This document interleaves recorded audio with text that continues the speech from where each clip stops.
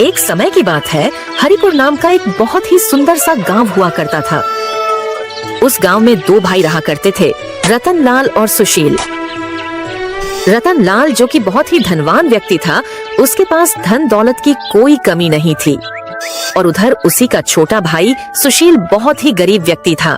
सुशील दिन भर अपने छोटे से खेत में मजदूरी करके अपना किसी तरह घर का गुजारा किया करता था। दोनों के माता पिता का एक हादसे में देहांत हो गया था। अपने माता पिता के गुजर जाने के बाद उसने बड़ी ही चालाकी से माँ बाप का सारा धन और सारी जमीन हड़प लिया और सुशील को एक छोटी सी जमीन दे दी ताकि वह अपना गुजर बसर कर सके। लेकिन भी रतन लाल इतना धन पाकर भी खुश नहीं था और अब उसकी नजर अपने छोटे भाई सुशील के जमीन पर थी। वह किसी भी तरह उसके जमीन को हड़पने की फिराक में था, क्योंकि सुशील की जमीन बहुत ही ज्यादा उपजाऊ थी। उसमें अच्छी खासी फसल बिना खाद या बिना कुछ ज्यादा मेहनत के ही हो जाती थी। सुशील उसी जमीन के बदौलत ही अपने बेटे रमेश को शहर में पढ़ा रहा था।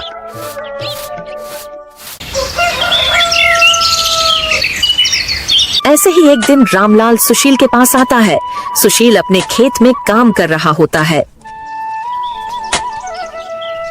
अरे सुशील, कैसे हो भाई? मैंने सुना है कि तुम अपने बेटे को शहर में पढ़ा रहे हो और इतनी सी जमीन में खेती कर रहे हो। बताओ, इतनी सी कम जमीन में खेती करके तुम अपने बेटे को कैसे पढ़ा पाओगे? उसके लिए पैसे कैसे जोड़ पाओगे? वो तो है भैया, पर मैं कोई ना कोई इंतजाम कर ही लूंगा। अगर कोई इंतजाम ना भी हो पाया तो मैं लोन ले लूंगा, लेकिन अपने बेटे को पढ़ा लिखा कर बहुत बड़ा आदमी बनाऊंगा ताकि उसको मेरी तरह दर दर की ठोकरें खानी ना पड़े। अरे मेरे छोटे भाई सुशील, तू कैसी बात कर रहा है? तू मेरे होते हुए कहीं और जाकर पैसे क्यों मांगेगा और क्यों लोन लेगा? मेरे होते हुए मैं ऐसा कभी नहीं होने दूंगा। भैया मैं तो समझा नहीं, आप क्या कहना चाहते हो? मैं तो तुम्हें बस इतना कहना चाहता हूँ कि तुम्हारे बेटे की पढ़ाई के लिए तुम्हें जो भी पैसे चाहिए वह पैसे तुम मेरे होते हुए किसी और से क्यों मांगोगे? आखिर मैं तुम्हारा बड़ा भाई हूँ, मैं तुम्हें पैसे दे दूंगा। अरे भैया, मैंने आज तक आपसे या किसी भी गांव वालों से किसी भी तरह का उधार नहीं मांगा है, तो अब कैसे ले सकता हूँ? अरे नहीं नहीं नहीं, कोई बात नहीं। तुम मेरे भाई हो, तुम मुझसे पैसे ले लेना और बदले में अपने खेत को मेरे पास गिरवी रख देना, जैसे कि बाकी गांव वाले रखते हैं। अरे नहीं नहीं भैया, मैं आपके पास मेरा खेत गिरवी नहीं रख सकता। इसी खेत की बदौलत ही तो मैंने मेरे बेटे रमेश को शहर में पढ़ा रहा हूँ और मेरा घर का गुजारा मात्र यही एक खेत है। भैया मुझे माफ करना, मैं आपको यह खेत नहीं दे सकता और मुझे पूरा विश्वास है मैं इसी खेत से ही एक दिन मेरे बेटे को पढ़ा लिखा कर बहुत बड़ा आदमी बना दूंगा। मुझे माफ कर देना भैया, मैं आपके पास अपना खेत गिरवी नहीं रख सकता। यह सुनते ही रतन लाल वहाँ से बहुत गुस्से में अपने घर चला जाता है। वह कुछ भी नहीं कर सका और सुशील भी अपने काम में लग जाता है। ऐसे ही कुछ दिन बीत जाते हैं।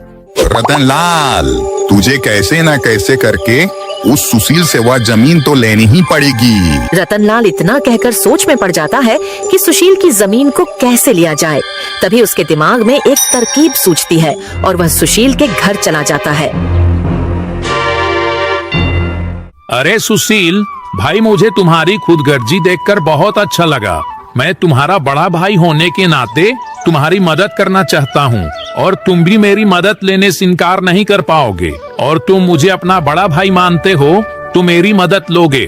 ठीक है भैया, बताइए आप मुझसे क्या बोलना चाहते हो? भाई तुम चाहो तो मुझसे पैसे मत लो और ना ही तुम्हारी जमीन मेरे पास गिरवी रखो। तुम एक काम करो, जो गांव के दूसरी तरफ मेरी एक जमीन है ना, वह तुम्हारी जमीन से 4 गुना बड़ी है। एक काम करो, कुछ दिन उस जमीन पर खेती कर लो, उससे तुम्हें काफी मुनाफा होगा और उससे मिले पैसों से तुम अपने बेटे की पढ़ाई पूरी कर पाओगे और बदले में जब तक मेरी जमीन तुम्हारे पास रहेगी तब तक तुम्हारी जमीन मेरे पास रह जाएगी। सुशील ना चाहते हुए भी बड़े भाई रतन लाल की बात मान जाता है।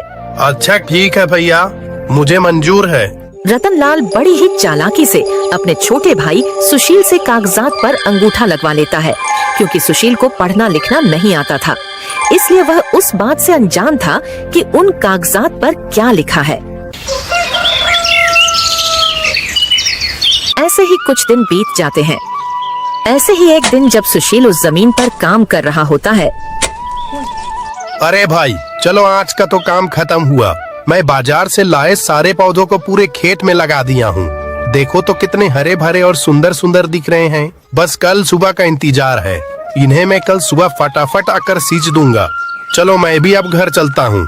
बहुत थकान हो रही है, साथ ही साथ बहुत जोरों की भूख भी लगी है। आज भाग्यवान को बोलूंगा मस्त मटर की सब्जी बनाए, फिर खाकर आराम से रात को सो जाऊंगा। चलो भाई। इतना कहकर सुशील खुशी खुशी अपने घर चला जाता है।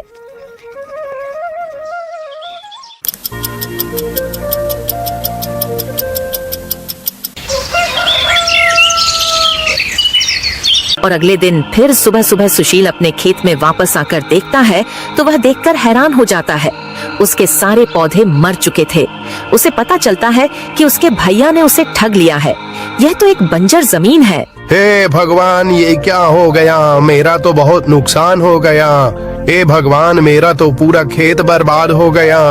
हाय रे, अब मैं इस महीने का अपने घर का गुजारा कैसे करूँगा? भैया ने मुझसे झूठ बोला। यह तो एक बंजर जमीन है। चलो चलो, अभी भैया के पास जाता हूँ और बोलूंगा मेरा खेत मुझे वापस लौटा दीजिए। सुशील अंदर ही अंदर बहुत दुखी हो जाता है और दुखी मन को लेकर वह अपने भैया रतन लाल के घर चला जाता है।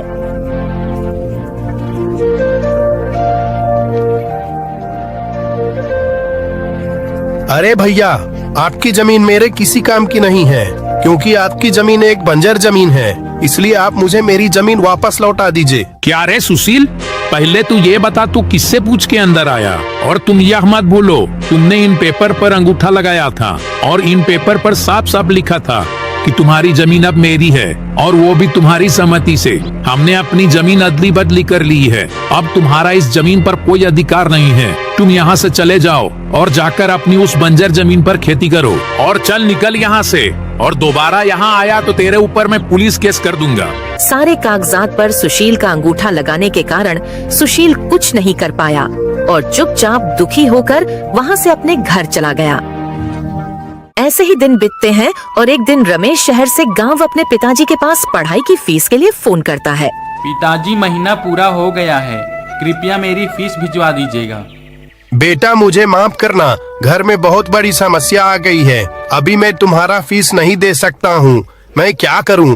घर का गुजारा भी बहुत मुश्किल से हो पा रहा है। सुशील सारी बात अपने बेटे को बता देता है। मुझे माफ करना बेटा, लेकिन अब मैं तुम्हें और नहीं पढ़ा सकता, क्योंकि मेरा आय का स्रोत अब कुछ भी नहीं है। अच्छा ठीक है पिताजी, मैं कल ही गांव आकर समस्या का हल निकालता हूँ। आप बिल्कुल भी चिंता मत कीजिए, कल सुबह मैं आता हूँ। पढ़ाई की फीस समय पर न मिलने के कारण रमेश को अपनी पढ़ाई बीच में ही छोड़नी पड़ती है।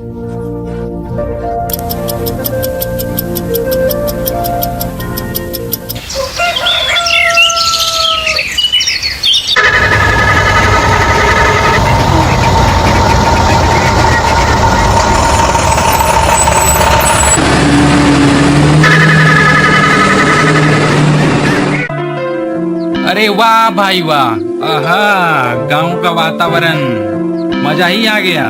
शहर में रह के सिर्फ पोल्यूशन ही पोल्यूशन। कितना शुद्ध वातावरण है भाई।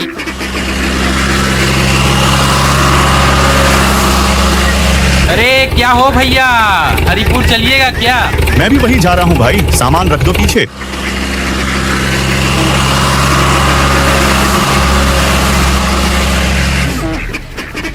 घर पहुंचने के बाद सुशील रमेश को सारी सच्चाई बता देता है कि किस तरह रतन लाल ने उसकी जमीन हड़प ली। पिताजी, मेरे पास एक तरकीब है, मैं जैसा बोलता हूँ आप वैसा करिए। रमेश सारी तरकीब अपने पिताजी को बताता है। फिर दोनों रात होने तक का इंतजार करते हैं। रात के 11 बज चुके थे। सारे गांव वाले सो रहे होते हैं कि तभी दोनों बाप बेटे एक एक घड़े लेकर अपने घर से बाहर निकलते हैं और अपने खेत की ओर चल देते हैं। खेत जाकर दोनों बाप बेटे दोनों घड़ों को जगह जगह जमीन खोदकर दफना देते हैं।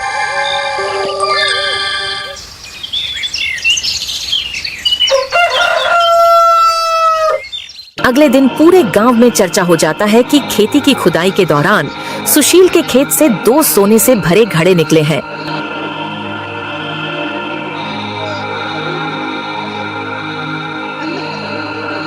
गांव के हर कोने में सिर्फ सुशील की ही चर्चा हो रही होती है। अरे भाइयों, तुम लोगों ने सुना कि आज सुशील के खेत से 2 सोने से भरा घड़ा निकला है। अरे हाँ भाई, मैं तो देखने भी गया था। सच में 2 घड़ी निकले हैं, वह भी सोने के सिक्कों से भरे हुए। अरे लेकिन भाइयों, वह तो एक बंजर जमीन थी ना, वहाँ तो कुछ भी नहीं उगता था, तो खजाना कैसे निकल गया भाई? अरे नदीम भाई, खजाना ऐसे ही जगह में ही तो निकलते हैं। अब सुशील उन्हें बेचकर बहुत अमीर हो जाएगा। उस सुशील की तो किस्मत ही चमक गई। ये सुनकर रतनलाल बहुत ही ज्यादा बौखला जाता है। आखिर कैसे ऐसे हो सकता है? उस बेकार सी बंजर जमीन पर सोने से भरा घड़ा कैसे निकल सकता है, वो भी 2-2? मतलब रतनलाल, उस जमीन पर और भी खजाने हो सकते हैं। इससे पहले कि वह सुशील सारे घड़े खोदकर जमीन से निकाल ले, मुझे उससे अपनी जमीन वापस लेनी पड़ेगी। रतनलाल तुरंत बौखलाते हुए सुशील के घर चला जाता है। अरे सुशील भाई, मुझे मेरी जमीन वापस चाहिए। तुम मुझे मेरी जमीन वापस कर दो और तुम तुम्हारी जमीन वापस ले लो।